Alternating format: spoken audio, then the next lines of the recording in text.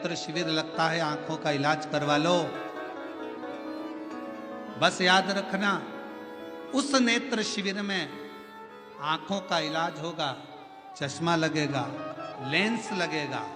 और शिव महापुराण के इस नेत्र शिविर में इस हृदय पर शंकर का ऐसा लेंस लग जाता है जिससे जिंदगी में दुख धीरे धीरे समाप्त होता चला। धीरे धीरे तकलीफ, कष्ट, दुख समाप्ति की ओर चला जाता है। धीरे धीरे दुख समाप्ति की ओर शिव एकांत में शंकर भगवान बैठे हैं, शिव जी बैठे हैं। देवराज आया, चोरी का धन लाकर बाजू में रखा। शिव पुराण की कथा चल रही थी। कथा 2 क्षण की देवराज ने सुनी, मात्र 2 क्षण।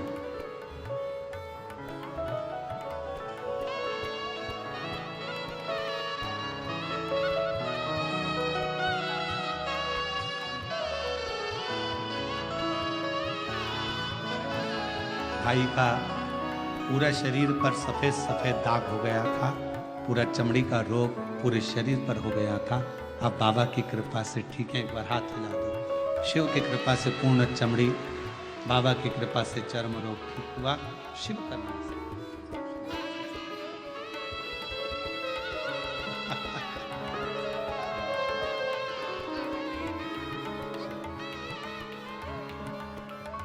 शिव कृपा। कथा में मन नहीं लगा देवराज का, चित्त नहीं लगा, सुन नहीं पाया, मन नहीं लगा पाया, क्योंकि शरीर में ताप था, शरीर में बीमारी थी। जब कथा में मन नहीं लगा, देवराज का चित्त नहीं लगा, हृदय नहीं लगा, कथा को छोड़कर देवराज नामक का ब्राह्मण अपना चोरी का धन लेकर बाहर निकला,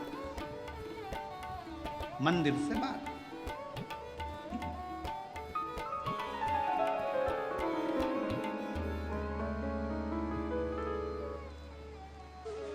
और गया,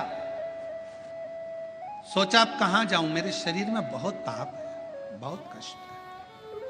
और फिर निवेदन है आप सबसे, शिव महापुराण कथा के माध्यम से, भगवान शंकर की कथा के माध्यम से फिर निवेदन।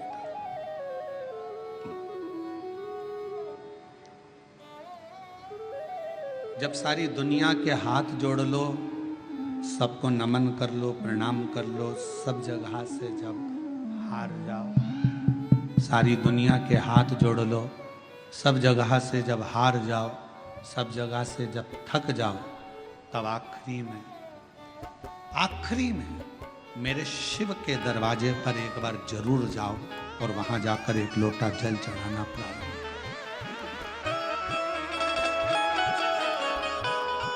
सब जगह से हारने के बाद अंत में शिवालय तक, शंकर तक जरूर पहुंचो, शिव तक। हम तो कई बार कथा में कहे कि जैसे बच्चा गुल्लक को भरता है और गुल्लक भरने के बाद बच्चा गुल्लक तोड़ता है तो कोई गिफ्ट खरीद कर लेकर आता है, उसी तरह अपने दादा, परदादा, पिता, माता, घर के बच्चों की भाग्य की गुल्लक जब फूटती है, तब समझना कि जिंदगी में एक बार शिव महापुराण की कथा अपने परिवार के द्वारा होता। अपने पूर्वजों ने जो पुण्य का कृत करा होता है गुल्लक में, दादा परदादा ने, अपने सास ससुर ने, अपने माता पिता ने, अपने पूर्वजों ने जो पुण्य की गुल्लक भरी होती है, वो गुल्लक जब फूटती है, तब जाकर अपने परिवार में, अपने गांव में, अपने नगर में, अपने शहर एक कथा श्रवण करने का सौभाग्य प्राप्त होता है। तब एक कथा सुनने का सौभाग्य प्राप्त हो पाता है, तब शिव कथा श्रवण करने का सौभाग्य मिलता है। पुण्य की गुल्लक आए तो समझो कि भगवान की करुणा, भगवान की उदारता, भगवान की कृपा।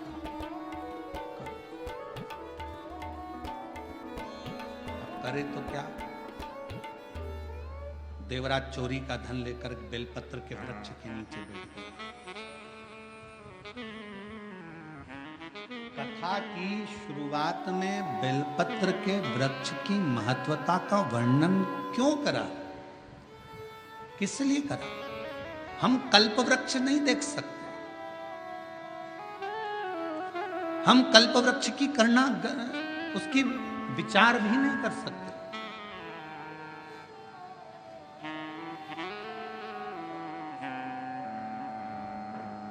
हम कल्प वृक्ष को अपने घर पर लेकर भी नहीं आ सकते। पर शिव पुराण की कथा कहती है, भगवान शंकर का चरित्र कहता है, शिव तत्व कहता है कि यदि एक बेलपत्र का वृक्ष हम अपने घर में लगा लेते हैं, बगीचे में लगा लेते हैं, या किसी भी स्थान पर यदि हमने जिंदगी में एक बेलपत्र का वृक्ष लगा लिया, तो ये मानकर चलना कि तुमने कल्प वृक्ष की कामना कर कर उस वृक्ष को लगाया, अपने जीवन में कुछ अच्छा फल प्राप्त करना, कुछ अच्छा प्राप्ति के। कितना महत्व है एक बेलपत्र का महत्व। एक शिव महापुराण का एक बड़ा सुंदर प्राचीन संवाद है कि एक बालक एक गांव में रहता था जिसका नाम था श्रेष्ठ। जन्म हुआ, मां चली गई, थोड़ा बड़ा हुआ, पिता चला गया। ग्रामीण क्षेत्र में रहने वाला, उसको मालूम नहीं, गांव के लोगों ने उसका पालन पोषण करा, श्रेष्ठ श्रेष्ठ श्रेष्ठ श्रेष्ठ सब उसको पुकारते थे। बच्चा छोटी सी अवस्था से ही गांव के लोगों को शिवालय में सेवा करता हुआ देखता, शंकर की आराधना करता हुआ देखता, तो उसका मन भी शिवमय हो गया। हमारे घर के जो संस्कार होते हैं वो हमारे सामने प्रकट होते हैं।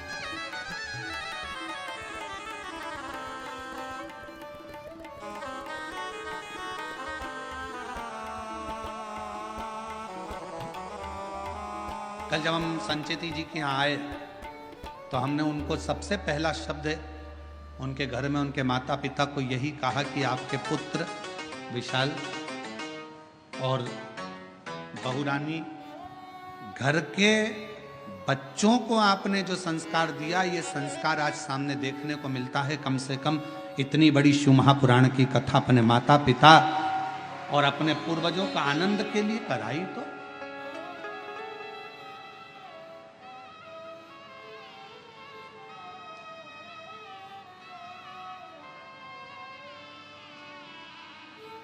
नहीं तो आज के जमाने में बच्चे और शिव पुराण कराना, श्रीमद् भागवत कराना सरल है, रामायण कराना सरल है, पर शिव पुराण की कथा कराना सरल है। चारों तरफ से इतना इतना प्रेशर रहता है, हर तरह का।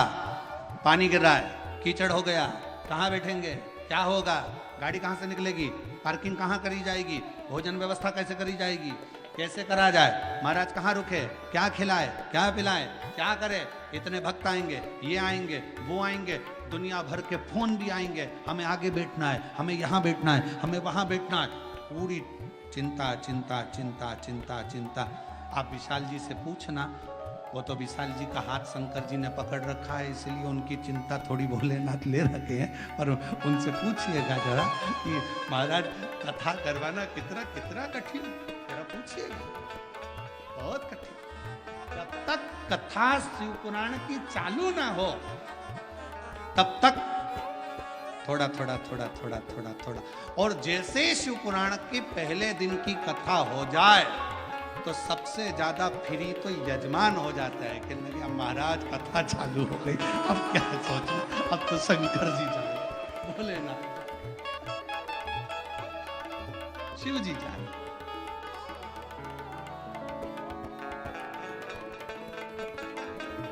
और हम तो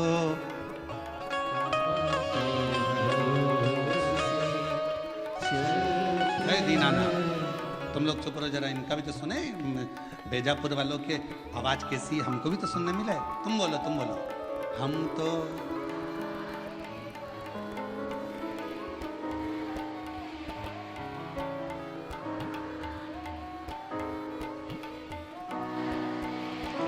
ये दुनिया वाले जलते हैं, ये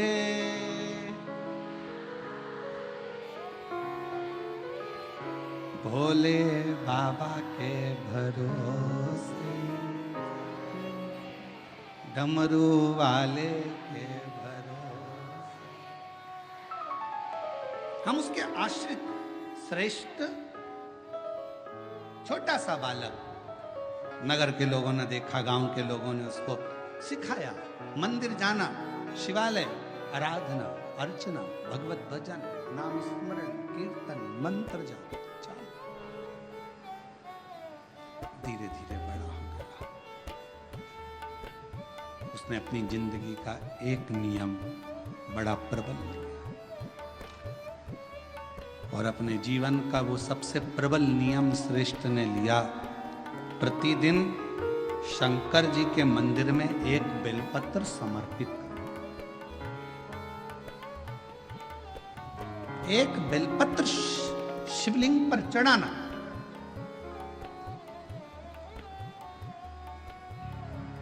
और होना चाहिए, जिंदगी का एक नियम आपके जीवन में होना चाहिए। हम तो आप लोगों से भी कहेंगे कोई बड़ा नियम नहीं ले सकते, तो एक नियम अपने जीवन में ले लो कि मैं सुबह उठते से ही सबसे पहले अपने मुख से श्री शिवाय नमस्तुभ्यं बोलो।